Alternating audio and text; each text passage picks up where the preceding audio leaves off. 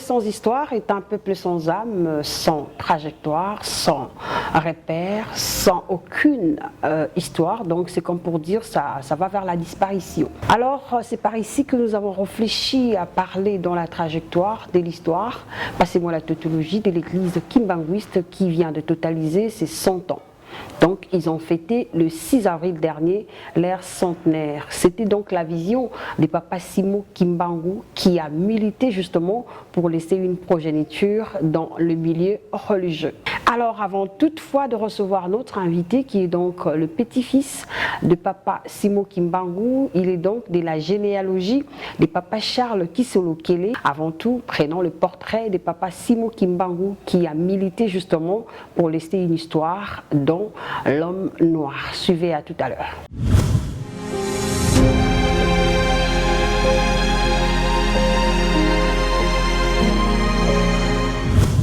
Né le 12 septembre 1887 à Kamba, Nouvelle-Jérusalem, dans la province du Congo central, le prophète Simo Kimbangu était le fils unique de Papa Kuyela et de Mama Luezi.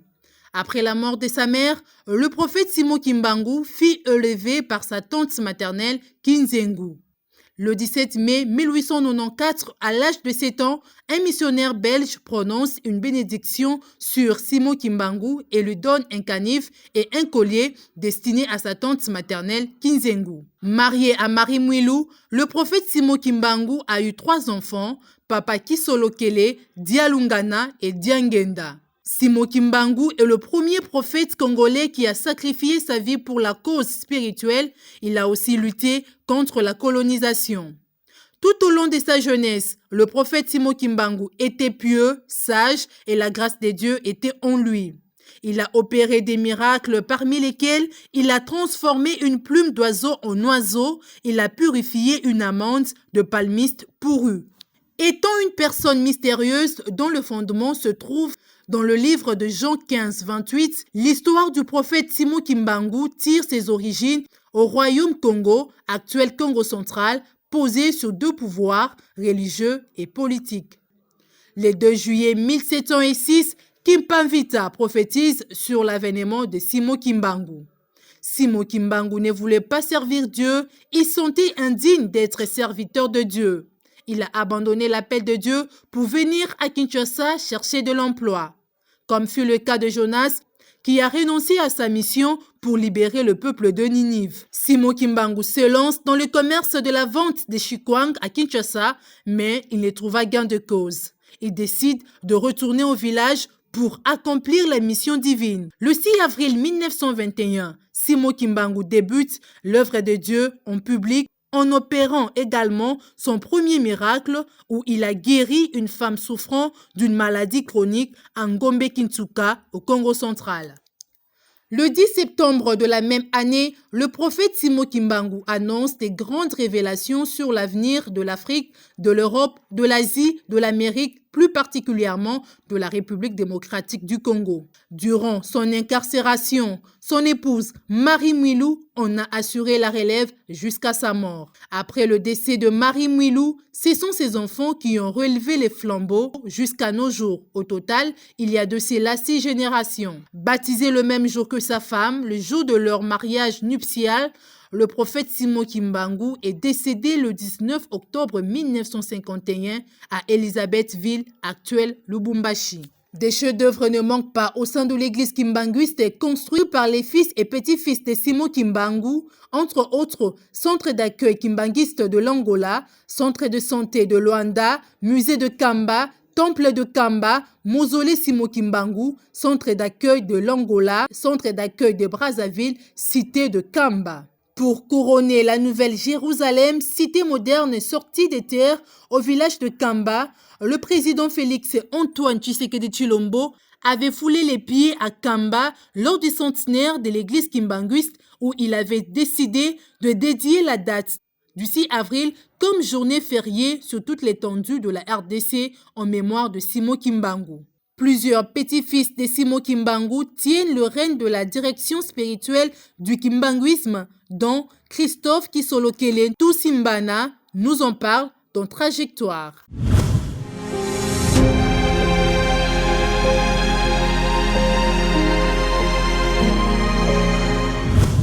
Voilà une histoire, une genèse, comme on dit dans cette émission Trajectoire. On a toujours besoin des grandes personnalités qui font quelque chose justement pour léguer à une progéniture une histoire. Voilà au moins l'exemple de Simon Kimbangu qui n'est plus, voilà, avec maman Marie Mouilou qui ne sont plus en vie, mais sinon ils sont représentés jusqu'à nos jours. C'est une fierté pour, n'est-ce pas, la généalogie et pourquoi pas la République démocratique du Congo et le monde entier en général.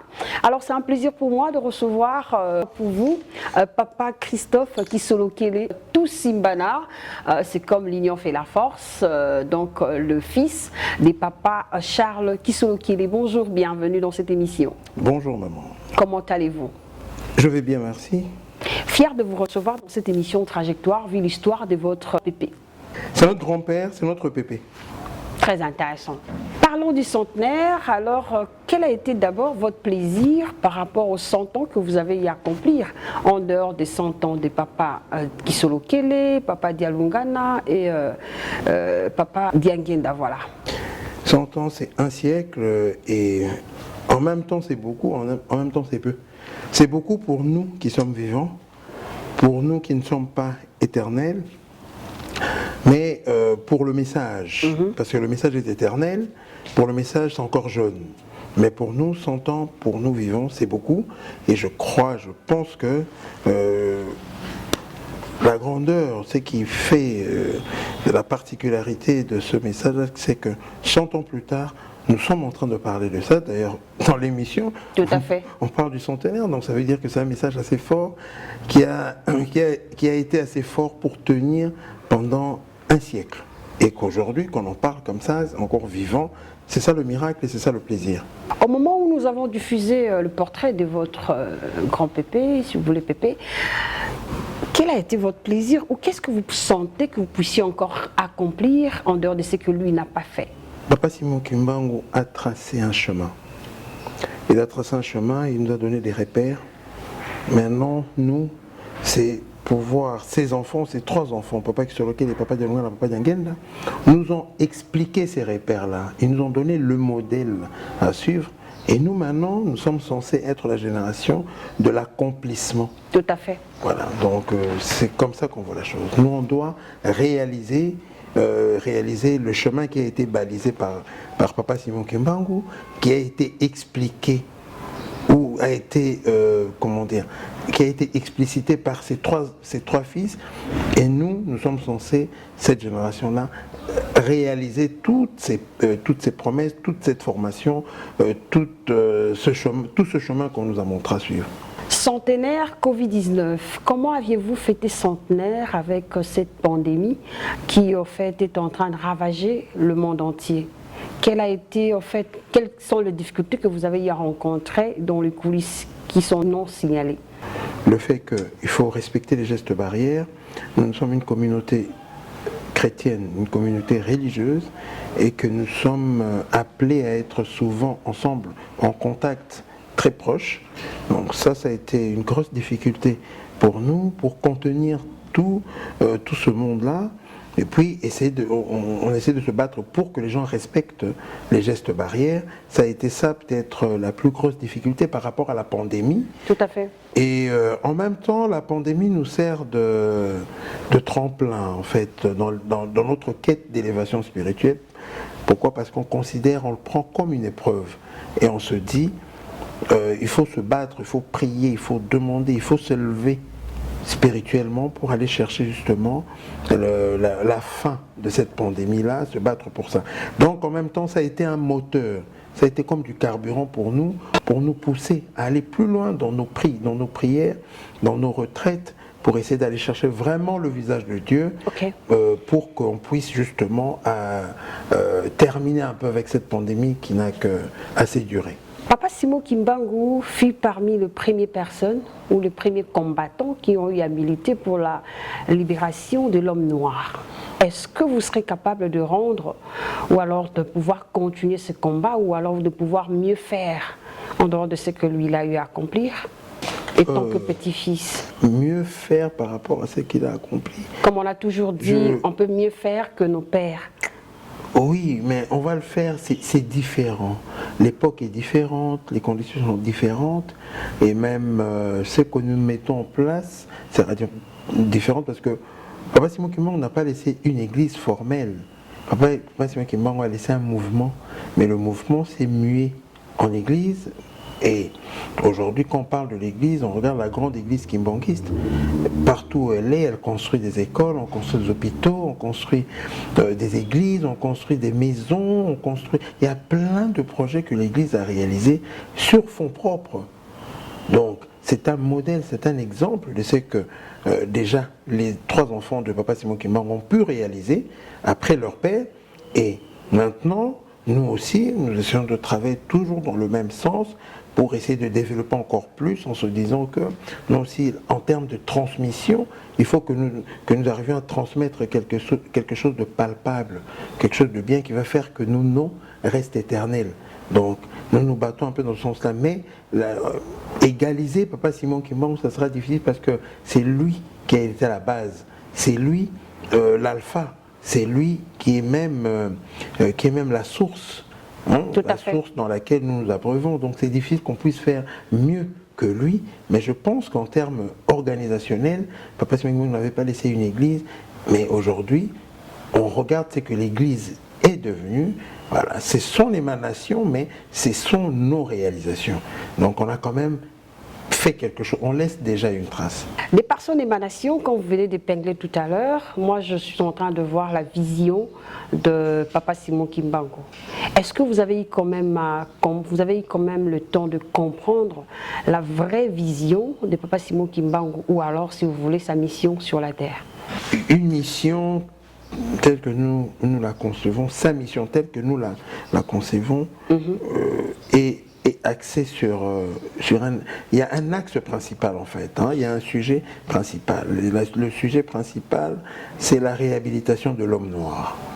Ça, c'est le sujet principal. Tout à fait. Et c'est de là qu'émanent les autres sujets secondaires, comme l'indépendance de notre pays, l'indépendance de tous les pays africains, l'indépendance même de l'homme noir à travers le monde, son émancipation, et puis le rééquilibrage en fait des rapports entre l'occidental et le nègre et l'homme noir.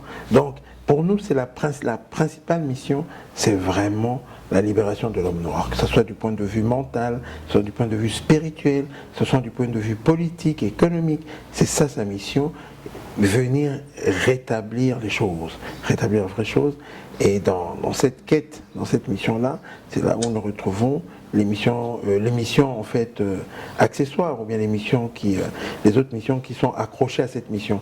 Mais la mission principale, c'est vraiment la réhabilitation de l'homme noir. La réhabilitation de l'homme noir, on peut compter aujourd'hui 100 ans. Est-ce que l'homme noir a atteint le cap? Est-ce que la supériorité qu'il y avait en l'homme blanc, est-ce qu'on peut dire qu'il y a l'échange actuellement? Est-ce que l'homme noir est riche? Est-ce que l'homme noir a la place à la tête comme il fallait? Déjà, il a parlé du futur de l'homme noir déjà pour notre pays. Okay. À l'époque, il a dit l'homme blanc deviendra blanc, le noir deviendra blanc. Et on l'a expliqué simplement ce que l'homme blanc fait, le noir va le faire. Est-ce que nous n'avons pas vu ça? Si nous avons vu ça, à l'époque, on parle de 1921. Personne ne pouvait imaginer qu'il y aurait un président noir ici. Tout à fait. Pourtant, Kasavubu est arrivé, Mobutu est arrivé, Kabila 1, Kabila 2. Aujourd'hui, nous avons Félix-Antoine Tshisekedi. Donc, ce sont les fruits justement de ce travail-là, de cette prophétie qui a été donnée depuis 1921. Donc, ça veut dire que, en termes d'avancée, oui, il y a déjà quelque chose. C'est de ce mouvement-là qu'est né le mouvement qu'on appelle la négritude, avec les Léopold Sédar Senghor et les autres, les Kwame Nkrumah. Ils se sont basés, ils se sont inspirés du message de Papa Simon Kimbangu. Donc ça veut dire qu'il y a il y a l'espace aujourd'hui pour la réflexion.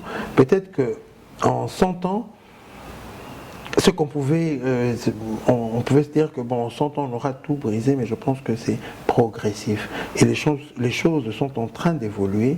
Et si je crois fermement à l'avenir, je pense que l'avenir de l'humanité passera par l'émancipation, par l'élévation même de l'homme noir. Ce sera par lui que l'avenir de cette humanité va se jouer. Pourquoi l'homme noir a eu à croire à la prophétie de Papa Simon Kimbangu juste lors de l'accomplissement? C'est humain. Nous sommes des êtres humains. Nous avons nos doutes, nous avons nos craintes, nous avons nos appréhensions. Je pense que peut-être parce que c'est un noir, simplement. C'est un noir qui a dit ces choses-là. C'est pourquoi nous avons dit que un de nos compatriotes, un de nos congénères, ne peut pas avoir assez d'élévation pour parler. Parce qu'à l'époque, on nous a inculqué dans notre imaginaire collectif que nous étions inférieurs à l'homme blanc. On nous a montré qu'on n'avait que faire, qu'on avait beau faire, on pourrait jamais, le noir ne pourra jamais produire quelque chose d'intéressant pour l'humanité. On nous a toujours fait croire cela. Alors quand Papa Simon Kimbangu donne ce message-là, c'est normal que ses congénères, ses compatriotes ne croient pas forcément ça, parce que ça ne vient pas d'une autorité que nous qualifions supérieure, qui est l'occidental, l'homme blanc. Voilà, c'est peut-être ça qui a fait qu'ils n'ont pas cru directement, mais le message est là, le message est vivant, le message est réel. Aujourd'hui, je crois même que même les Occidentaux sont en train, ils réfléchissent sur Papa Simon Kimbangu. Il y a beaucoup de choses qui se passent. Il y a des livres qui sont écrits à ce niveau, de prophéties qu'il a eu à s'accomplir. Oui, jusque-là, il y a plusieurs publications, mais qui ne sont pas dans la sphère kimbanguiste, qui sont publiées par d'autres. On nous a parlé de 6000 publications à peu près sur Papa Simon Kimbangu. C'est énorme. Mais nous, en réalité, ce que nous connaissons, c'est à peu près une cinquantaine, peut-être. Une cinquantaine, mais il y en a beaucoup plus que ça. Et nous avons eu la preuve de ce que je suis en train de vous dire. C'est quand nous avons été invités à l'université de Butler, à Indianapolis. C'est là où c'était par les professeurs de la chaire de recherche en sciences de religion. C'est eux qui nous avaient invités. Ils avaient fait appel aussi à d'autres professeurs émérites, d'autres universités. Ils se sont tous retrouvés à Butler. Et là, c'est là où ils nous ont dit que depuis 1921, il y a des études, il y a des recherches qui se font sur Papa Simon Kimbangu. Alors, on dit, si c'est depuis 1921, donc c'est sûr qu'il y a beaucoup d'ouvrages, il y a beaucoup de recherches, il y a un très fort intérêt de l'occidental par rapport à ce qui est Papa Simon Kimbangu. Donc c'est ce qui est intéressant. Parce que vous sortez de la généalogie d'une personne qui a milité pour la réussite de la libération de l'homme noir, est-ce que vous avez eu quand même à comprendre la vraie valeur ou la vraie force de l'homme noir? Pouvez-vous démystifier à nos téléspectateurs la force de l'homme noir? C'est quoi en fait? Je crois que l'homme noir a plusieurs forces. Il y a d'abord la force spirituelle, la force mentale, et puis il y a la force physique évidemment, et la force scientifique, la force de réflexion, d'invention. Donc toutes ces forces-là, nous les avons, mais malheureusement, on n'a pas encore peut-être eu l'opportunité de faire éclater tout cela, mais juste par des petites choses, nous pouvons déjà sentir ça. Quand nous parlons de la culture, par exemple, prenons la musique congolaise. La musique congolaise est internationale aujourd'hui. Elle est partout, et le lingala a même été vulgarisé à cause ou grâce à la musique congolaise qui fait partie de notre culture. Et à part ça, nous avons aussi un bon nombre d'inventions qui ont été faites par des Noirs. Dans l'histoire des États-Unis, nous savons que Thomas Edison, celui qui a inventé l'ampoule, Thomas Edison s'est inspiré justement de l'invention d'un Noir. Il y a des livres sur ça. Donc il y a une force, il y a des potentialités dans l'homme noir. Et moi je pense que la première étape, c'est l'élévation spirituelle, c'est la spiritualité qui est comme la clé pour ouvrir cette boîte de Pandore qui est fermée. Il faut la spiritualité, qu'il faut qu'il y ait une élévation spirituelle. Okay. Cette quête spirituelle va nous permettre d'aller toucher nos autres capacités et puis ça va exploser. Moi, j'ai la foi. Alors, papa Christophe Kiselukele, par rapport au bilan, actuellement, nous sommes déjà dans les centenaires de l'église kimbanguiste. Parle-nous du bilan culturel, spirituel, économique et éducationnel de l'église kimbanguiste.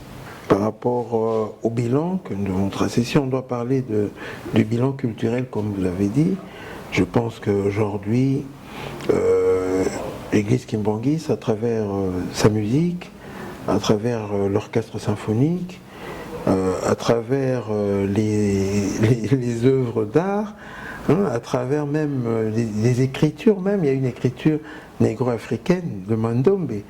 À travers tout ça, je crois que nous avons déjà donné un relief à ça.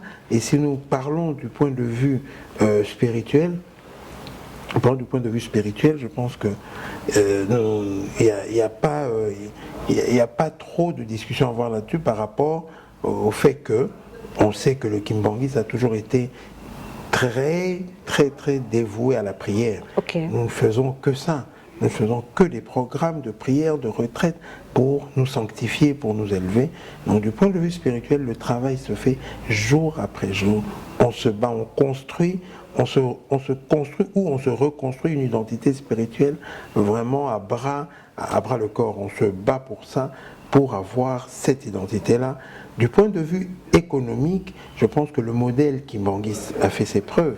Nous avons été pratiquement l'une des institutions sur fonds propres. On a développé, que ce soit le domaine agricole, avec des plantations, avec des élevages, avec des cultures spécialisées. Nous avons déjà fait ça. Nous avons construit des cantines, nous avons construit des coopératives agricoles. Okay.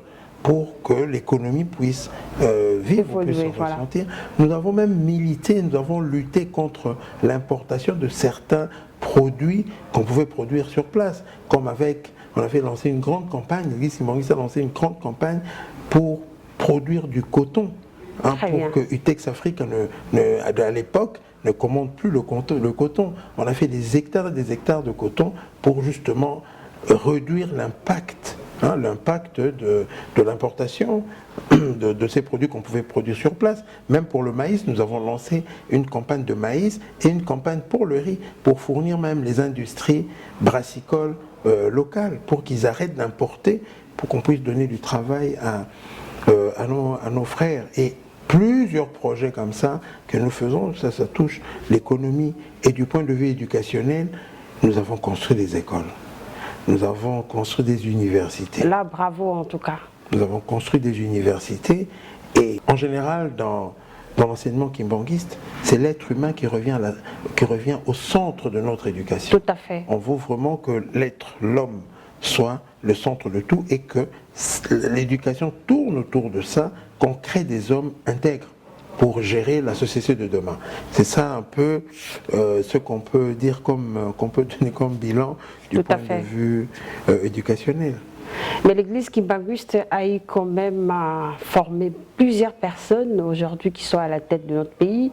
Il y a aussi plusieurs intellects dans tous les domaines de la vie. Mais qu'est-ce que vous faites justement pour essayer un peu de réunir toute cette connaissance et puis au profit non seulement du pays, mais aussi de l'église kimbanguiste répandue dans le monde entier?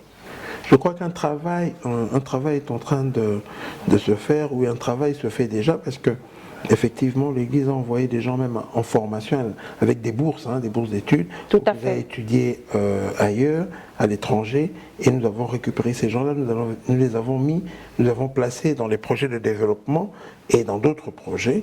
C'est vrai que aujourd'hui, quand on regarde déjà dans le domaine de la construction, nous avons des cellules, c'est comme des sociétés qui sont là où on retrouve toutes les spécialités. Il y a des ingénieurs en électricité, il y a des ingénieurs en plomberie, il y a tous les corps de métier, nous les regroupons pour diriger les projets. Donc nous récupérons cette masse d'intellect on les met ensemble. Nous les mettons ensemble et puis on leur demande de produire des projets. Donc c'est déjà ça, notre contribution pour amener un peu cette intelligentsia pour œuvrer et pour l'Église et pour la communauté, pour la société. À quand une entreprise kimbanguiste? Est-ce que c'est possible? Ça existe. Ça existe déjà, les entreprises kimbanguistes. Mais ces entreprises ne portent pas l'étiquette de l'Église kimbanguiste pour la simple raison. C'est ça le problème. Que la première mission de l'Église, c'est l'évangélisation, c'est éduquer la masse, les ramener vers Dieu. Et les entreprises dont on parle là, ce sont des entreprises généralement qui gravitent, qui ont été créées autour de la fondation Charles Kisolokele. Nous avons créé une plateforme, nous regroupons toutes les entreprises qui sont créées par les kimbanguistes, qui sont l'émanation des activités de l'Église kimbanguiste. Nous avons regroupé ces activités-là autour de la fondation et nous essayons de les accompagner pour que ces entreprises-là puissent avancer, des sortes de start-up, d'incubateurs en fait. Okay. C'est ce que nous faisons. Très intéressant. Alors nous continuons, fidèles téléspectateurs. Je reçois pour vous Papa Christophe Kisolokele Tousimbana, qui est donc le petit-fils du Papa Simo Kimbangu. Donc il est le fils du Papa Charles Kisolokele. Vous êtes également président de sa fondation avec vos membres de famille. Comment ça se passe déjà? La fondation Charles Kisolokele, qui porte le nom de mon père, a été créée en réponse à certaines difficultés du type social que nous avons rencontrées. Et étant donné qu'on la voulait très large et représentatif de toute la lignée de Papa Simo Kimbangu, c'est pourquoi nous avons pris tous nos frères, nous les avons mis dans le conseil d'administration.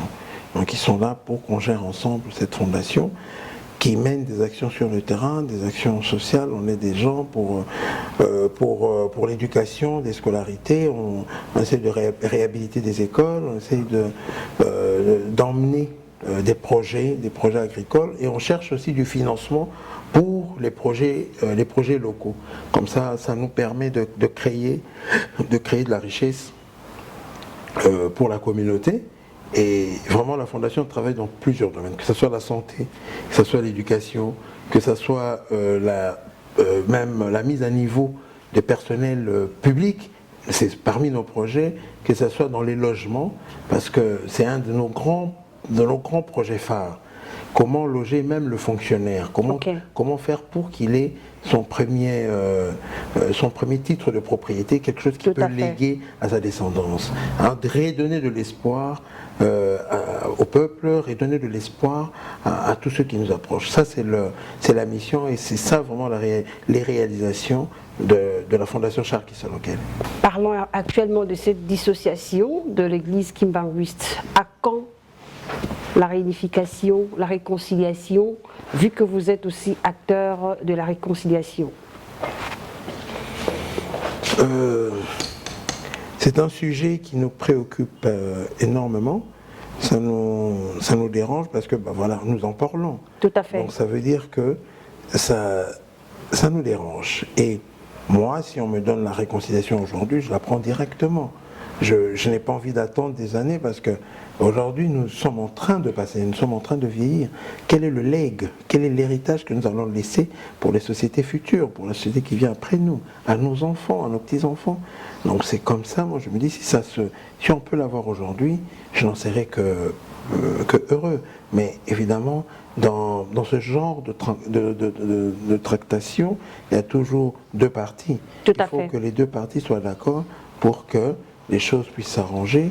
Et jusque-là, nous militons depuis 2002. Depuis que l'Église a connu ces problèmes, nous avons commencé à militer pour que le sang de Papa Simo Kimbangu, que la descendance de Papa Simo Kimbangu se remette ensemble. Parce que nous savons que c'est la voie. Que c'est la voie, c'est même la leçon que nous allons donner, parce qu'aujourd'hui, d'une certaine façon, d'une certaine manière, nous sommes les dépositaires de l'image de Papa Simo Kimbangu. Tout à fait. Donc, ce que nous allons produire, c'est ce qui va refléter. Les gens vont voir, vont regarder Papa Simo Kimbangu à travers nous, à travers nos œuvres. Alors si nous produisons, la dislocation de l'Église, la séparation, l'antagonisme. C'est comme ça que les gens percevront Papa Simon Kimbangu. Donc moi, mon souci, mon grand souci et notre souci à tous qui aspirons pour la paix, c'est que le sang de Papa Simon Kimbangu, la descendance de Papa Simon Kimbangu puisse se remettre ensemble. Non seulement le sang, nous parlerons aussi des valeurs éthiques par rapport à sa vision qu'il a eue auprès de Dieu. Mais c'est plus facile de défendre. C'est plus facile de défendre les valeurs, l'éthique même de Papa Simon Kimbangu. C'est plus facile à défendre si nous sommes ensemble. On dit toujours que l'union fait la force.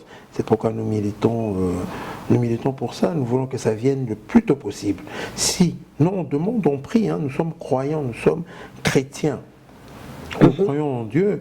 On prie tous les jours pour que cela puisse se faire. D'ailleurs, chez les kimbanguistes, même dans l'espace 26 ou l'espace Monkoto, comme vous dites, tout à fait. Nous leur avons donné une recommandation. Nous leur avons dit ceci. Nous leur avons dit, à chaque fois que vous ferez votre prière, que vous allez demander quelque chose à Dieu, même quand vous viendrez nous voir pour les problèmes XY, je dis, quand vous avez un problème, dites que vous avez deux problèmes. Et le premier problème serait, papa, nous voulons que vous soyez ensemble. Unissez-vous et puis vous posez votre problème. Si vous avez deux problèmes, dites que vous avez trois problèmes, ainsi de suite, pour que ce sujet-là puisse rester d'actualité, pour que les gens, pour que nous, déjà nous les acteurs, et eux-mêmes se sentent dans l'obligation d'aller vers cette réunification-là. Il y a même certaines personnes qui disent que vous êtes en train de tuer l'histoire de Kamba, qui est une ville sainte, une nouvelle Jérusalem, si vous voulez. À cause de la séparation, tout à fait. Je suis parfaitement d'accord, mais on ne peut pas parler nous ne pouvons pas parler de Nkamba sans parler de Papa Simon Kimbangu, parce que Nkamba, c'est l'émanation de Papa Simon Kimbangu. Nkamba n'existait pas avant Papa Simon Kimbangu. Donc, nous dire que nous sommes en train de diluer la puissance, la force d'un Nkamba, non, nous sommes en train carrément de diluer la puissance, la force de Papa Simon Kimbangu. Du moins, c'est qu'il représente. Tout à fait. Et notre combat, c'est pourquoi nous nous battons pour cette cause. Nous nous battons pour la vérité, nous nous battons pour que soit reconstitué ce corps immatériel de Papa Simon Kimbangu à travers nous. Et la réunification, c'est ce qui va nous mener vers là. Ça me sera beaucoup plus facile aujourd'hui de donner un conseil, de prêcher, parce que je saurai que nous sommes ensemble, que maintenant. Aujourd'hui, je ne peux pas recommander à quelqu'un qui s'est séparé de sa famille, ou bien de sa femme, ou bien qui se sont séparés. Tout à fait. Je ne pourrais pas leur dire, mais remettez-vous ensemble. Ils vont me dire, mais vous-même, remettez-vous ensemble. Tout à fait. Je n'ai pas cette force, je n'ai pas cette conviction de transmettre des valeurs que je n'arrive pas moi-même à m'appliquer à moi. Restons toujours dans les mêmes cas. Vous êtes sans ignorer qu'au niveau de Kamba, à l'époque, il se faisait des miracles. Il y a des personnes qui quittaient l'Europe, l'Asie, l'Amérique, l'Afrique même, et puis la RDC justement, Kinshasa, dans d'autres provinces, pour visiter Kamba et puis être guéri. Est-ce que vous pouvez nous faire ce parallélisme lorsque vous étiez unis et maintenant, quel est le résultat de Kamba 100 ans après? Je crois que tout à l'heure, je vous ai dit, ce qui faisait de Kamba une ville spéciale, ce n'est pas la terre, mais c'est Papa Simon Kimbangu, c'est l'esprit. Tout à fait. Et ce qui faisait que les gens venaient trouver la guérison, c'est l'esprit, c'est le spirituel, c'est la foi. Si vous me dites aujourd'hui qu'il n'y a personne qui va à Kamba qui trouve une solution, je ne vous croirais pas. Il y en a qui... C'est juste une question, vous avez la réponse en fait. Je vous explique, Tout à fait. Il y en a qui vont en Kamba par la foi, trouvent la guérison, comme il y en a qui vont... Ce sont des innocents en fait. Qui ne vont pas en Kamba, qui vont simplement nous voir à Monkoto et qui trouvent la solution à leurs problèmes. Donc, Papa Simon Kimbangu aujourd'hui, on va considérer que Dieu agit par ce nom-là et que ce nom-là on ne peut pas le circonscrire dans un endroit. Il est partout. Parlez-nous à présent de Congo Diantotila. Une récapitulation et quelles sont les nouvelles? Congo Diantotila, ça veut dire c'est la terre d'origine. Là, nous parlons d'un espace de vie, d'un royaume ou d'un empire qui a jeté les bases sur les structures de l'humanité en fait, les premiers royaumes, les premiers empires. Et nous parlons de cet espace-là, Congo, qui comprend l'Angola, le Congo-Brazzaville, le Gabon, la RDC, c'est tout ça qu'on appelle le Congo Niantotila. Okay. Et dont la capitale était Mbanza Congo, dans l'actuel Angola. C'est ça, ce royaume-là. C'est un royaume qui a existé, mais aujourd'hui qui est mythique en fait. C'est un mythe, il y a un mythe autour de ce royaume-là, et c'est vraiment les bases, hein, c'est ce royaume-là qui a jeté les bases pour tout ce qui est venu après comme organisation, que ce soit gestion de la cité, que ce soit gestion des grands espaces. Okay. Ça part de Congo Niantotila. On progresse dans notre émission Trajectoire. À présent, nous allons discuter sur cette image, en fait, l'image de Papa Simon Kimbangu, qui actuellement les gens comprennent que c'était bien un envoyé pour libérer en fait, l'esprit des Noirs. D'autres personnes, quand on parle de Noirs, ils sont en train de mal comprendre en fait. C'est en termes de la valeur ou alors des vertus que Dieu a données à l'homme noir, ou c'est en termes de fétiche de l'homme noir? Je pense que cette libération-là, d'abord, ce n'est pas rattaché forcément au fétiche, ou c'est pas rattaché forcément à des valeurs perdues de l'homme noir. Non, c'est plus grand que ça. Hein, plus grand que ça dans le sens que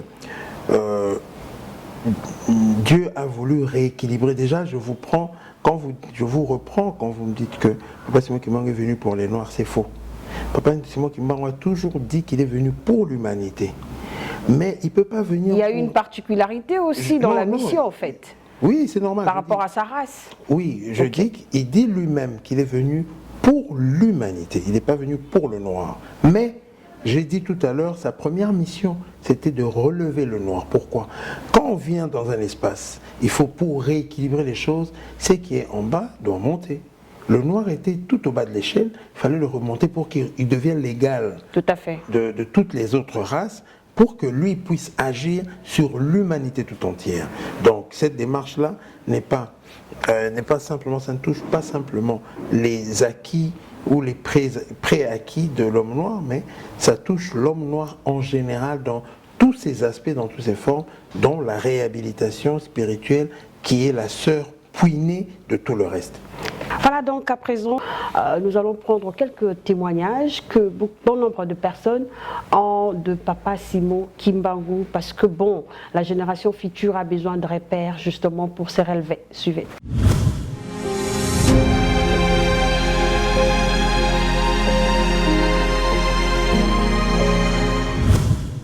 Je suis maître Kisolokele Ngete Maleka. Je suis l'arrière-petite-fille du prophète Simon Kimbangu. Et il m'a été demandé de parler de mon arrière-grand-père. Et en fait, ce qui me rend fière de mon aïeul, parce que je peux le dire comme ça, c'est en fait son combat. C'est un homme qui je considère comme un mythe. Ça reste quelqu'un qui a porté en fait la voix du noir dans une période, dans une époque où les Noirs étaient considérés comme des sous-hommes. Et cet homme, par son courage, par son abnégation, par sa volonté, également muni également parce qu'il était en fait inspiré, c'est une inspiration de Dieu, parce que les noms kimbanguistes le considèrent comme prophète, mais nous, en tant que kimbanguistes, on le considère comme notre Dieu. Et c'est en fait son combat en termes politiques, parce que le combat de Papa Simon Kimbangu, ce n'est pas seulement un combat politique, il a diverses dimensions. C'est un combat politique, un combat culturel, un combat social, et même un combat économique, parce qu'aujourd'hui, on recherche une indépendance économique pour nous et pour notre pays, et même en termes d'éducation. Comme je parle de la culture, c'est l'éducation, savoir la place de l'homme noir dans la sphère mondiale, et c'est son combat justement qui me stimule, qui me fait penser et qui me donne le courage de me dire chaque matin que moi également, dans la moindre mesure, dans ma petite sphère de compétences, j'ai également le devoir de participer au développement et à l'essor de mon pays. Moi, le sait, ma référence. Je le dis tous les jours, maman, moi, le sait, ma référence, c'est mon inspiration, c'est mon modèle. Parce qu'en termes de référence des femmes, aujourd'hui, malheureusement, à ce stade, si je peux dire, les Congolaises en général et les Africaines n'ont pas encore perçu ce que Maman Moulou représente pour les femmes. Et c'est un combat également pour nous. Je pense que je vais parler de combat de Papa Simon Kimbangu. C'est également pour moi et pour les femmes de ma génération, pour certaines kimbanguistes et non kimbanguistes, un devoir qui nous est donné de pouvoir faire en sorte que le monde connaisse cette femme, le combat de cette femme, tout ce qu'elle a pu investir en termes de temps, en termes de sa personnalité, parce qu'elle a été fort humiliée, mais elle s'est relevée. C'est la référence par les valeurs qu'elle nous a apprises, les valeurs de solidarité, d'amour, d'hospitalité, de pardon même. Et c'est une référence et un modèle pour moi. On est en train de se battre pour que les femmes congolaises puissent avoir cette référence-là. Parce que souvent on parle des héroïnes d'ailleurs, mais il est important que nous également nous ayons notre héroïne. Et Maman Moulou, je la considère comme une héroïne congolaise, comme une héroïne africaine, que nous avons le devoir de pouvoir promouvoir et de pouvoir faire connaître au monde. Il y a quelques mois, je pense que c'est l'année passée, en 2020, il y a une commune bruxelloise, en Belgique, qui a débaptisé son square pour le donner le nom, le dénommer square Maman Moulou Kiawanga.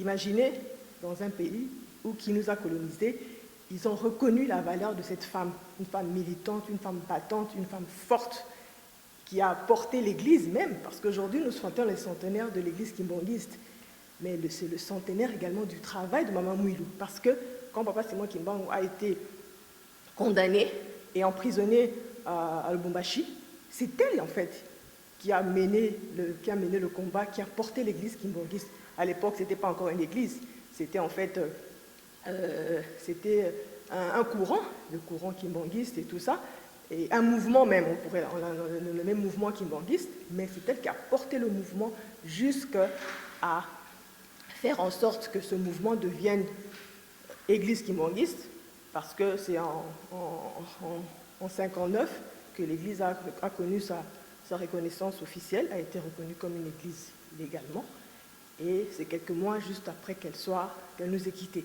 Donc c'est un combat d'une femme forte, d'une femme militante, d'une femme leader.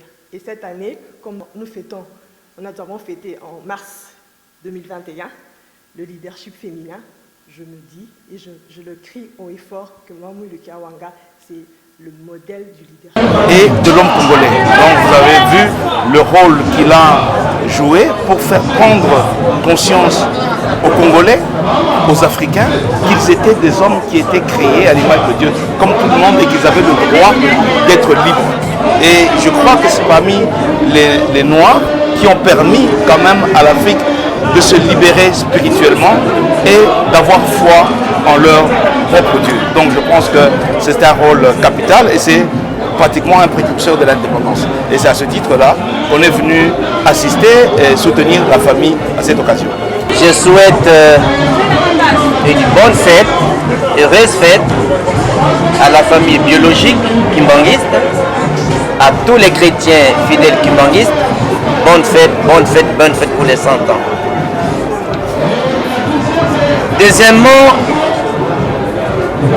qui est Papa Simon Kimbangu pour Franck Diongo, qui est ici devant vous? Comme l'honorable Christian l'a dit, Papa Simon Kimbangu pour Franck Diongo, pour l'Afrique, c'est le plus grand prophète et le premier à avoir bravé politiquement et spirituellement la dictature de l'homme blanc, de la colonisation.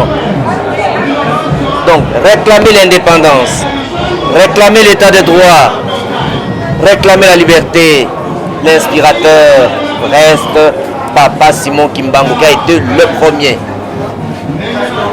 Papa Simon Kimbangu est le plus vieux, le plus grand prisonnier noir. Les recherches que j'ai menées, je n'ai pas encore vu un noir qui a fait 30 ans de prison. Papa Simon Kimbangu, c'était un modèle de conviction. Vous combattez pour une cause et vous êtes arrêté pendant 30 ans et vous ne renoncez pas. Et lui et même sa femme symbolisent la conviction.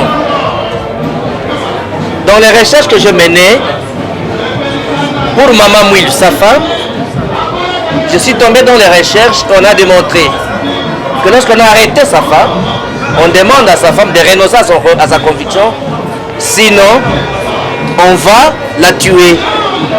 Et on l'a laissée nue. Et la maman a dit, vous m'avez déjà tué, je ne renoncerai pas à la conviction de mon mari. Je vois que la famille de Papa Simon s'étonne que je connais ça. Donc c'est un couple modèle. Dans quel signe je place cette fête des 100 ans? C'est dans la réconciliation, dans l'unité. J'ai aimé le message de la famille divine. Et j'ai vu les mamans, les papas ont pleuré pour l'unité. Et moi personnellement, je soutiens cette unité, je soutiens cet esprit de réconciliation et je m'inscris dans la vision du chef de l'État qui s'inscrit dans la logique de réconcilier les deux tendances de l'église kimbanguiste, de sorte que ça c'est les premiers 100 ans de nous tous ici, personne d'autre ne verra le deuxième 100 ans. Et à cela donc, je m'inscris dans cette logique. Et du chef de l'État et de la famille biologique ici qui est positive. Que ce soit les chrétiens, que ce soit la descendance biologique, que ce soit le serviteur de Dieu qui est conçu par la famille divine, tout le monde a plaidé pour l'unité et pour la réconciliation. Voilà dans quel signe j'ai inscrit cette grande manifestation et nous plaidons à ce que Dieu Tout-Puissant nous aide, nous tous, et aide le chef de l'État de sorte que Dieu puisse l'investir avec l'autorité, le pouvoir, la force, la puissance de faire réconcilier les deux tendances de la même famille, du même père et de même mère, de sorte que biologiquement, spirituellement, reçoit. Je le bénis, je le remercie également. C'est une volonté d'être positif. Merci. De l'église kimbanguiste, pour nous c'est un moment très important parce que comme vous le savez, sur le plan politique, Simon Kimbangu c'est un peu le premier héros national de notre pays. Simon Kimbangu c'est l'un des pères de l'indépendance de notre pays. Donc il était vraiment important pour nous d'être là et de célébrer tout le travail qu'il a fait avec les kimbanguistes. Et comme quelqu'un l'a dit, son éminence Ndiangenda avait dit que le centenaire devait être un nouveau commencement. Et nous espérons que ce nouveau centenaire commence sous un nouveau signe, et beaucoup l'ont dit, sur le signe de l'unité de l'église kimbanguiste, parce que c'est, je crois, sur le plan religieux, c'est la plus grande chose que la RDC a donnée au monde. On me l'a raconté en famille. Pour la petite histoire, mon arrière-grand-mère, c'est celle qui avait donné de l'eau à Simon Kimbangu, à Mbanzangungu, à Pété, là où il y a l'avocatier, c'est mon village. Donc chaque soir, ma grand-mère nous racontait les histoires de Simon Kimbangu. Et moi-même, j'ai été éblouie, j'ai grandi dans ça. Et c'est bien qu'un peuple ait une identité, ait des références comme Simon Kimbangu, qui a dit non à l'oppression et qui a montré à son peuple un chemin. Et aujourd'hui, encore 100 ans, on parle non seulement d'un homme, mais aussi d'un esprit. Simon Kimbangu qui fait partie de grandes personnalités de ce pays. 100 ans après, ses œuvres méritent d'être célébrées par tous les Congolais. Après, ses œuvres méritent d'être célébrées, d'être louées par tous les Congolais, par l'ensemble des Congolais, parce que c'est parmi les personnalités qui ont honoré le peuple congolais et je pense que nous ne pouvons que le célébrer et le lui rendre son titre. On a Sengo, puisque Nengo Lobin en 1921, Abandaki miracle, il faut côté à Tissiville Nengo Balobin dans la Kamba. Donc Simon Kimbangu, Mosala Salina Vision a Endezo Kamba Biso. Atana makambo ya politique. Tant que nous avons makambo ya union sacrée. Tokanisi centenaire onde centenaire ya union ya église kimbanguiste. Makambo na ibimi na inspiration pe na mokonzi na mboka na biso azwi mayele wana kaka na epe ata Simon Kimbangu bato nyonso bakoma esika moko centenaire oyo tozali kobanda ezali centenaire ya unification union sacrée biso tobande na politique ezali bato nyonso bakoma esika moko église oyo ekoma esika moko bapère spirituel na bango nyonso bakimangisi nyonso bakoma libonga donc bata la famille moko po ete mboka ikende liboso puisque nasi nalobi eloko monene na makambo ya religion mboka oyo epesi na Afrique epesi na mokili mobimba eloko ya koleka Simon Kimbangu ezali te parce qu'il y a des prophètes, des gens qui donc c'est ça, l'église où est bandée na Congo. Une œuvre en tout cas extraordinaire pour les kimbanguistes. Nous totalisons aujourd'hui 100 ans. 100 ans de kimbanguisme, c'est extraordinaire. C'est vraiment extraordinaire. Donc, on est là, on a reçu des députés, on a reçu quelques ministres, on a reçu beaucoup de monde aujourd'hui et nous en sommes vraiment très contents. Et c'est une journée vraiment mémorable. 100 ans, ce n'est pas donné à tout le monde.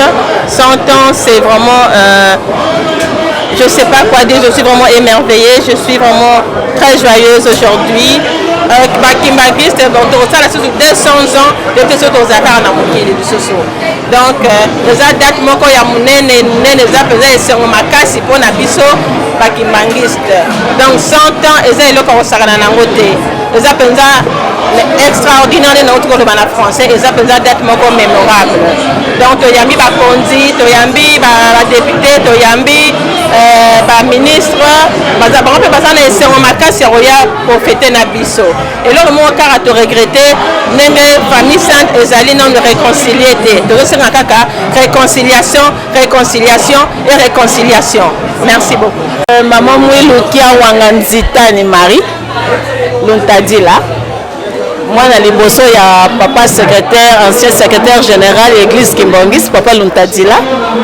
Donc, na ndenge boyokaka histoire, na ndenge basalaka ba théâtre.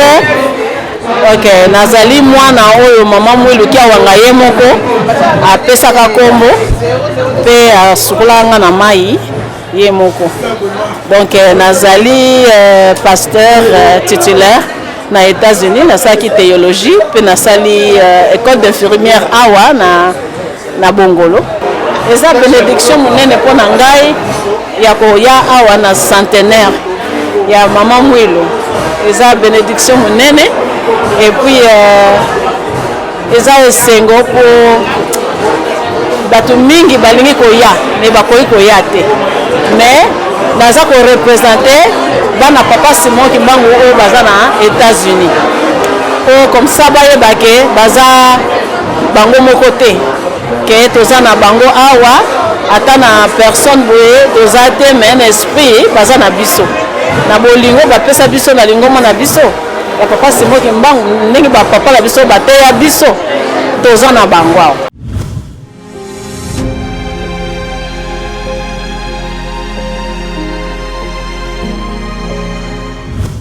De retour sur cette antenne, on a eu à témoigner sur papa Simon Kimbangu. Est-ce qu'il y a eu dissemblance de vertu entre papa Simon Kimbangu et son premier fils qui fit votre papa, Charles Kisolokele? Qu'est-ce qu'ils avaient des ressemblances en fait? C'est le père et c'est le fils, ils se ressemblaient physiquement. Et puis papa Kisolokele aussi, il faut dire qu'il a participé activement dans la mission de son père, parce qu'on nous a toujours dit que papa Simon Kimbangu le prenait et partait avec lui. Il allait partout avec lui, il accomplissait des miracles, il était là. D'ailleurs, c'est la raison pour laquelle les Belges l'ont arrêté, l'ont jugé et l'ont déporté malgré ses 7 ans. Il n'avait que 7 ans, mais il a été jugé par un tribunal d'exception, un tribunal militaire, et il a été envoyé en déportation à cause de ça. Voyons quelques photos en illustration. Il y a des figures des personnes de la progéniture de Papa Simon Kimbangu. Mais pourquoi vous n'avez pas mis des noms et puis, n'est-ce pas, peut-être des places pour que les autres, quand ils vont venir, soit des Blancs, soit des Africains qui vont passer par ici pour comprendre sans être expliqués? Non, c'est juste une étape. Hein. Simplement, d'abord, la mission, le message, c'était destiné aux Kimbanguistes. Et les Kimbanguistes nous connaissent généralement. Donc le message était destiné aux Kimbanguistes. C'est un enseignement aussi pour leur dire que malgré tout ce qui se passe, la descendance de Papa Simon Kimbangu, collectivement, dans l'imaginaire collectif, doit rester absolument unie.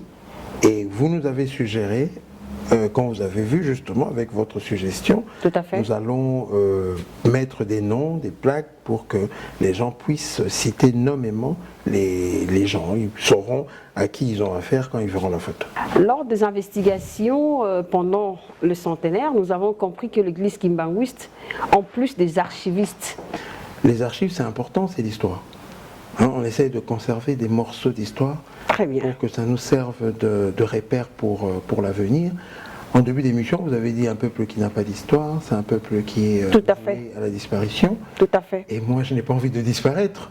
Je n'ai pas envie que mes enfants, mes petits-enfants, mes arrière-petits-enfants, les futurs petits Christophe de l'avenir n'aient pas de repère, qu'ils ne sachent pas qui était leur arrière-grand-père. Je voudrais léguer la connaissance. Voilà. Hein, je voudrais léguer la connaissance pour les générations futures, que ce soit pour ma propre génération à moi ou que ce soit pour l'humanité entière. Qu'on sache qu'est-ce qui s'est passé, c'est pourquoi on se bat et pour garder les morceaux du passé. D'ailleurs, c'est dans ce but-là qu'il y a un musée qui a été inauguré en Kamba. Tout à fait. Hein, en Kamba, on allait en parler, mais on en parle déjà. C'est ça. Et on a rajouté un musée pour conserver l'histoire. Quelle différence faites-vous entre kimbanguiste rituel et kimbanguiste philosophique pour mieux situer toute personne en fait? Ce concept de kimbanguiste spirituel et rituel et kimbanguiste philosophique tient du fait que Papa Simon Kimbangu avait laissé un mouvement. L'église formelle est arrivée après. Nous parlons de 1959 avec la reconnaissance, mais il y a quelques années avant 1959, les gens ont commencé à essayer de formaliser ce mouvement-là. Donc c'est de là que part cette assertion-là qui parle de deux formes de kimbanguisme. Tout à fait. Et le kimbanguisme rituel, c'est justement tout ce qui est rattaché à l'église, hein. Toute la formulation, toute la structuration de l'église, c'est ça le kimbanguisme rituel. Et beaucoup de gens ont de la difficulté avec le kimbanguisme rituel parce qu'il y a beaucoup de lois. Tout à fait. Il y a beaucoup de lois, il y a beaucoup de restrictions que les gens n'arrivent pas à prendre. C'est pourquoi ils se tiennent loin. Hein, ils disent même que non, l'église kimbanguiste, non, c'est trop dur, c'est pas... Voilà. Mais par contre, le kimbanguisme philosophique, c'est l'enseignement de Papa Simon Kimbangu, l'enseignement, le message qu'il a mis à la portée de l'humanité. Et ça, c'est accessible à tout le monde. Et tous ceux qui se sentent investis ou touchés par ce message-là, c'est eux qui deviennent les kimbanguistes philosophiques. Intéressant. Eux, ils suivent le chemin balisé par Papa Simon Kimbangu. Très bien.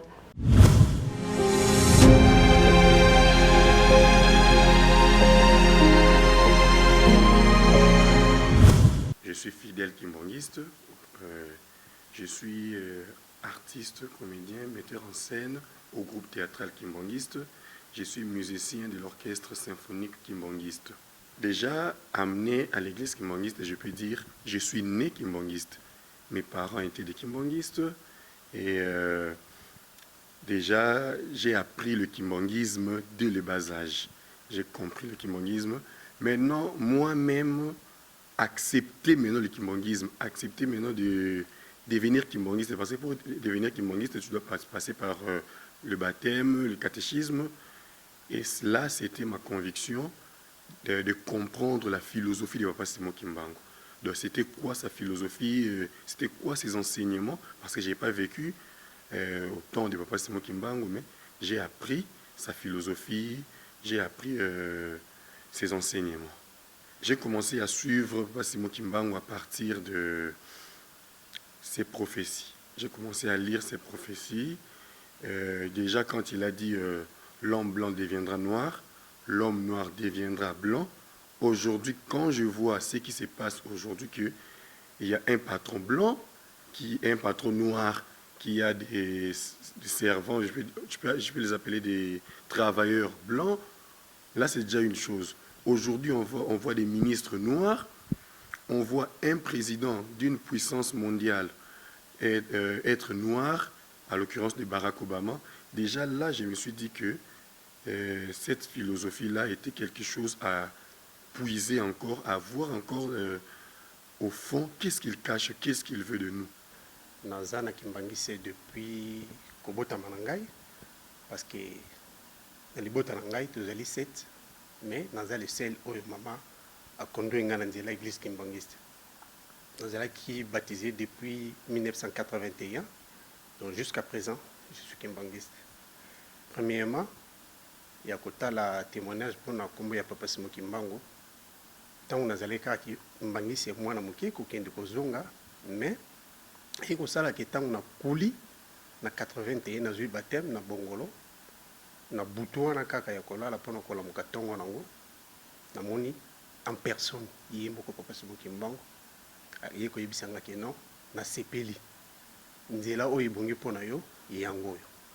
Donc premier témoignage nanga yango wana ya komona ke Papa Simon Kimbangu azali ya solo.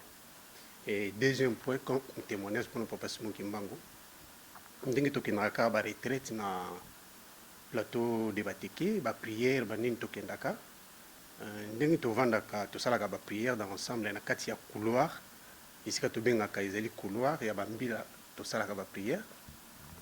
Soki bozo prier, bozo yemba, tosantaka puissance moko boyaka sur place et zana obder moko ya parfait. Il se reflète sur place, il a donc présence, c'est Papa Simon Kimbangu à Zawana. Quand vous yemba, vous ako sambela, vous sentez babiloko ezaliki, moulimo est sur place et moulimo à question ezalaka Papa Simon Kimbangu. Nazali fidèle kimbangiste, na botami donc na parents, de ba parents nangai mama na papa bazaki ba kimbangiste, nazali na chorale ya Koreki. Chorale des enfants kimbangistes nazali en fait né dans lobby que ba parents nanga bazaki ba kimbangistes et que biso to botami famille kimbangiste bana na botamaki ti na komi na ajo nazali kimbangiste mais eloko moko kaka na kopesa comme témoignage où ya Papa Simon Kimbangu ezali été nazali na problème moko ezali kotungisa ngai ezali vraiment ko déranger ngai nazali ko sambela mais nazo zongo solution te na motema nanga na bi mais en tout cas mais comment nous avons senga na ozo solution te Papa Simon Kimbangu mais finalement ozali koyoka ngo be ozali koyoka ngate et zaki jour mo na temps na bondeli na lali donc juste zaki quelques secondes na s'allonger na mbeto na monisco atemi juste na porte ya chambre na ngai na moni na boni sentir ko biloko mo zo ilungwa na nzoto ezo kota na nzoto na ngai et c'est le cas donc quelques secondes seulement mamoko na tika loboko pardon na tika pardon mamoko à disparaître na fukami na bi merci parce que na moni que oyo karangaye pe makamazali na yeko tungisanga na zola comme solution donc ya moi yeko témoignage na ngai monene na Papa Simon Kimbangu. Bon à part wana to kenda pe ba retraite ba colonie de vacances parce que papa diangé na moto ko mema biso na ba aza kotinda biso na ba colonie de vacances to mona wa mbebele o ezali ke ba vision ezali na moi Papa Simon Kimbangu aye na pas to ke ba retraite ba colonie de vacances ezali ke na ba tongo na ba pisi no maté après bokoti na bazamba boko sala na ba à partir ba 12h ti bo 17h boza ko bondela kaka na moment boza ko bondela ba vision ezali ki ta muso mona Papa Simon Kimbangu aye ko visiter bino aye wana sur place to ko mona ye. Donc tout le monde m'a bébélé Papa Simon Kimbangu to papa diangenda papa maman moi batu bango soit tout le monde bango la vision na biso.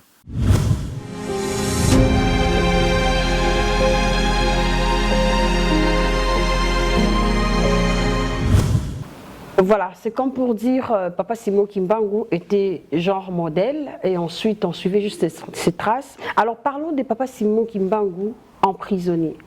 Cet emprisonnement était politique ou c'était religieux, selon vous? Et tant que petit-fils, on essaie un peu de retracer son histoire. Avec cet emprisonnement, les deux aspects ont été touchés, que ce soit l'aspect politique, avec la liberté, la libération du pays, et l'aspect spirituel, par l'égalité devant Dieu de toutes les races, pour dire que ce soit le noir, que ce soit le blanc, nous étions tous égaux devant Dieu par rapport au jugement. Donc ça aussi, ça a été un message que les blancs n'ont pas supporté, parce que les colons sont venus nous dire, nous enseigner que nous étions une race inférieure. Et même dans d'autres enseignements, nous retrouvons la trace des messages qui disaient que le noir n'a pas d'âme. Donc là, Papa Simon Kimbangu est venu contredire cela, et je pense que c'est ce qui lui a valu de se retrouver en prison. C'est pourquoi je n'arrive pas à dissocier les deux aspects, ça va de pair. Lors du centenaire, on a vu 3 pigeons. D'où sont venus ces pigeons et quel a été leur rôle? Comme on vous l'a dit tout à l'heure, la manifestation, le programme était strictement spirituel. Les 3 pigeons représentaient les colombes pour la paix, les 3 personnes en Dieu, que nous avons voulu exprimer par le lâcher de pigeons. Et ces pigeons-là, ce sont des pigeons simplement qu'on élève, que nous avons voulu offrir en cette journée, la symbolique, une symbolique d'union, une symbolique d'élévation.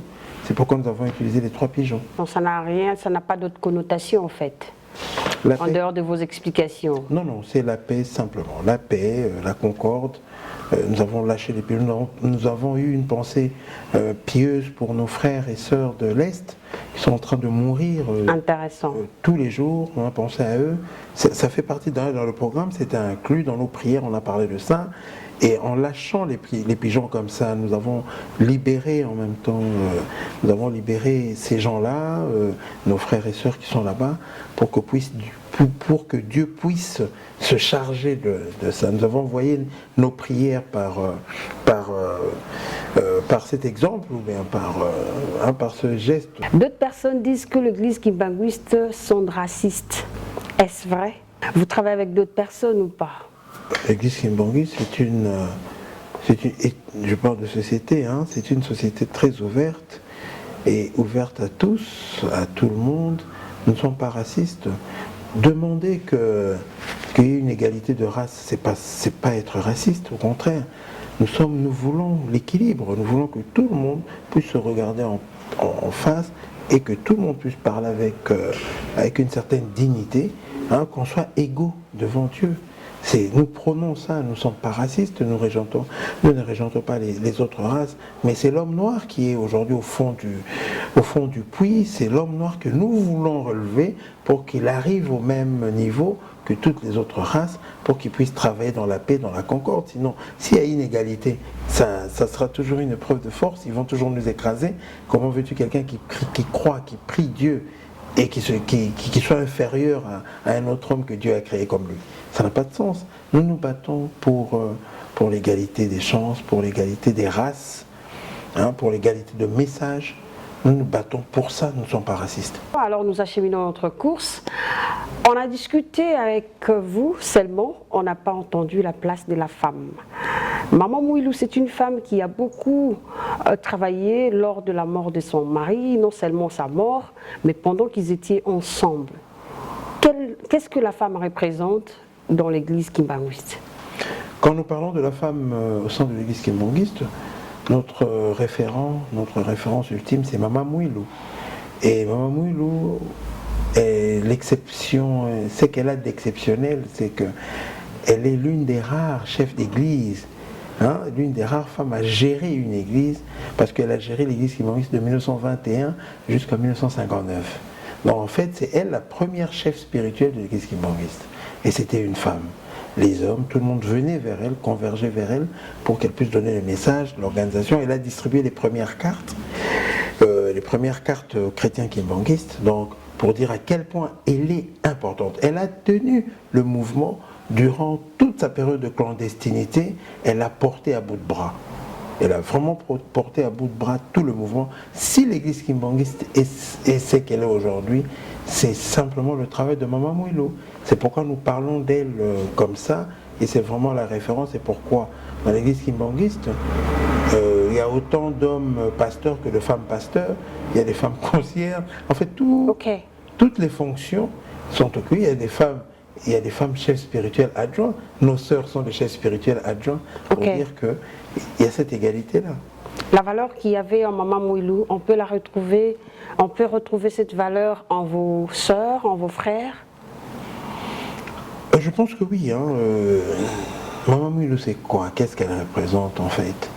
Maman Mouilou, c'est le fruit de l'abnégation. C'est une combattante. Elle s'est battue pour des idées jusqu'à la fin. Elle s'est battue pour la vérité, elle s'est battue contre vents et marées. Elle a tenu tête, elle est restée debout et elle a géré cette église. Alors, nous, je pense que de par notre combat même, dont on parle depuis, on parle de 2002 jusqu'à aujourd'hui, nous sommes debout, nous nous battons pour la vérité. On veut que la vérité soit rétablie. Nous voulons que ce qui va nous guider, ce qui va nous conduire, c'est vraiment le chemin que Papa Simon Kimbangu a tracé, sans forfaiture, sans faux semblant, sans hypocrisie, faire vraiment ce qui est juste. Et nous menons son combat, pratiquement ça fait plus de 19 ans, plus de 20 ans que nous nous battons pour ça. Et je pense que pour ça, je jette des fleurs à mes frères qui n'ont pas changé d'un iota leur position malgré les années qui passent. Et oui, c'était avec un grand plaisir, fidèles téléspectateurs, que nous avons animé pour vous cette émission. Nous remercions notre invité d'être venu, mais sinon un conseil à tous les visionnaires qui baissent le bras, à toutes les femmes qui accompagnent des visionnaires et à toutes femmes visionnaires qui ne veulent pas emboîter les pas de Papa Simon Kimbangu par rapport à la lutte. Je pense qu'il faut prendre le temps de se battre pour une cause. Ceux qui ont été avant nous se sont battus pour des causes. Et nous avons le résultat de leur travail. Nous sommes indépendants aujourd'hui. On peut se guider, on peut se gérer nous-mêmes. Nous avons nos propres présidents, c'est un pays indépendant, bien que sous autres aspects nous sommes encore dépendants. Mais en gros, nous avons le fruit des sacrifices des gens qui sont venus avant nous, qui se sont battus pour une cause. Nous, on doit faire un effort pour comprendre leur travail, comprendre leur lutte et essayer nous aussi de calquer cet exemple-là d'abnégation, de sacrifice pour l'autre. Et ainsi, on espérera avoir une société, comme moi j'appelle, une société des hommes intègres qui pourront gérer la société, gérer la communauté, pas pour leurs propres intérêts, mais pour les intérêts de toute la communauté. Et ces gens-là, je pense qu'ils vont tirer leur essence de l'enseignement du message de Papa Simon Kimbangu. Et à la jeunesse congolaise? À la jeunesse congolaise, nous vous recommandons de lire. Lisez, apprenez, développez-vous, c'est important. Parce que demain, vous serez confronté à des gens, à des personnes qui vont essayer de vous inculquer les mauvaises manières, la mauvaise culture. Prenez le temps de comprendre, de saisir les moments, votre culture, les enseignements de nos ancêtres, ceux qui nous ont légués. Apprenez à maîtriser ça pour que demain, vous soyez outillés pour mener le combat contre le monde entier. Parce que les gens vont se battre contre votre liberté, ils vont se battre contre votre émancipation, mais si vous avez de quoi, vous avez le bagage pour vous battre, ils auront peur de vous. C'est comme ça qu'ils vont vous respecter. La jeunesse d'aujourd'hui, c'est l'avenir de demain. Donc nous comptons sur cette jeunesse-là pour perpétuer la vision de Papa Simon Kimbangu, son sens du sacrifice. Il faut qu'il y ait des gens qui se sacrifient pour ce pays. Il faut qu'il y ait des gens qui continuent à se sacrifier pour la communauté, parce que sans cela, notre société risque d'être colonisée à nouveau. Donc, nous comptons sur cette jeunesse-là. Merci beaucoup à tous. Fidèles téléspectateurs, cette investigation est faite pour vous, justement pour vous relever, pour vous parler d'une histoire très importante qui a marqué notre pays, la République démocratique du Congo, et aujourd'hui d'autres nations en profitent. C'était donc l'histoire de Papa Simon Kimbangu. Je vous remercie, Papa Christophe Kisolokele Tusimbana, d'être venu dans notre émission Trajectoire. Je crois que la prochaine fois, on va parler de votre père, qui est Papa Charles Kisolokele, qui lui aussi a marqué son époque. Avant de revenir à vous, merci beaucoup à vous, fidèles téléspectateurs. Je crois que vous aussi, vous avez une histoire. Seulement, ce qui est important, de pouvoir considérer vos pas, c'est ce qui fera en sorte que demain, on parle de vous donc, sur ces plateaux Trajectoire. D'ici là, portez-vous bien. Quant à moi, je vous dis au revoir. La prochaine fois, ça sera votre tour.